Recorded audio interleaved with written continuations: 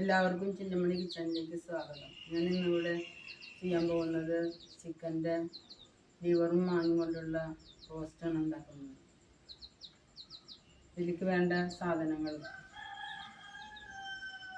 മല്ലിപ്പൊടി 1 ടീസ്പൂണ്, മുളകും പൊടി 3/4 ടീസ്പൂണ്, ഒരു നുള്ള് കറി മസാല, ഒരു നുള്ള് കുരുമുളക്, പിന്നെ മഞ്ഞൾപ്പൊടി 1/2 സ്പൂണ്, ഒരു തക്കാളിയുടെ 1/4 ഭാഗം, പിന്നെ പച്ചമുളക്, ഇഞ്ചി ഒരു തുണ്ടം, 3 വെളുത്തുള്ളി, 2-3 ചുവന്നുള്ളി, വേപ്പിൻ്റെ ഇല,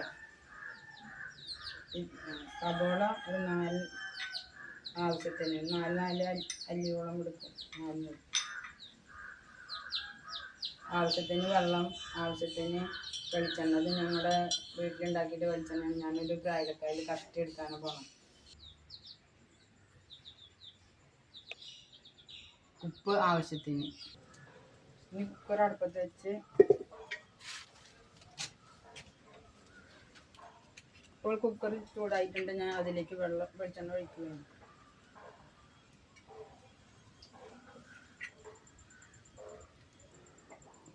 മല്ലിപ്പൊടി ഇടുകയാണ്, മഞ്ഞൾപ്പൊടി, ഗരം മസാലപ്പൊടി, കുരുമുളക് പൊടി, മുളക് പൊടി,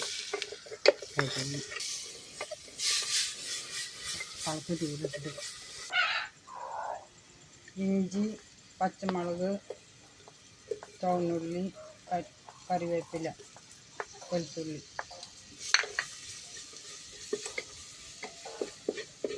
അതിലേക്ക് നുറുക്കി വെച്ചിട്ടുള്ള തക്കാളി ഇടുന്നു. ഇതിപ്പോൾ എല്ലാതും ഒന്ന് നല്ല ബ്രൗൺ കളറായിട്ടുണ്ട്.